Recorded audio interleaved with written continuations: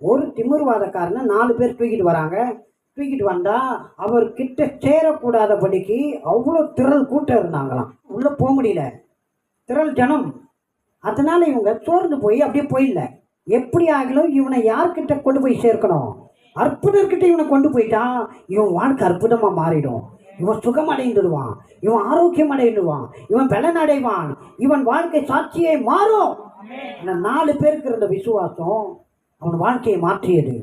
நீங்கள் கூட கர்த்தரிடத்தில் சமீபமாய் சேரக்கூடாதபடிக்கு நிறைய தடைகள் இருக்கு. ஆனாலும் நீங்கள் கிட்டி சேர வேண்டும். நான் சொல்கிறேன், கிட்டி சேரக்கூடாதபடிக்கு பிசாசு பல தடைகளை பண்ணுவான். பல தடைகள் வரும், சோர்வுகள் வரும், நெருக்கங்கள் வரும், சோதனைகள் வரும், உபத்திரவங்கள் வரும், பாடுகள் வரும். அதன் மத்தியில் என்ன பண்ணணும்னா, இதெல்லாம் ஜெயிக்கிறதுக்கு அவர் கிட்டி சேர வேண்டும், அவர் சமீபமாய் சேர வேண்டும், அவர் இடத்தில் சமீபமாக வேண்டும். எத்தனை பேர் அந்த மாதிரி ஆக போறீங்க? அவர்கிட்ட கிட்டி சேர்ந்தா அற்புதம் நடக்கும். இந்த 4 பேருக்கு நல்லா தெரிஞ்சிருந்தது, இவர்கிட்ட சமீபமாக சேர்ந்தா, இவர்கிட்ட போனா கண்டிப்பாக இவனுடைய திமிர்வாதம் இவனை விட்டு விலகி போயிடும். இவனை பிடித்திருக்கிற இந்த வாதம், இந்த நோய், இந்த வியாதி இவனை விட்டு வேரோட பிடுங்கப்படும்.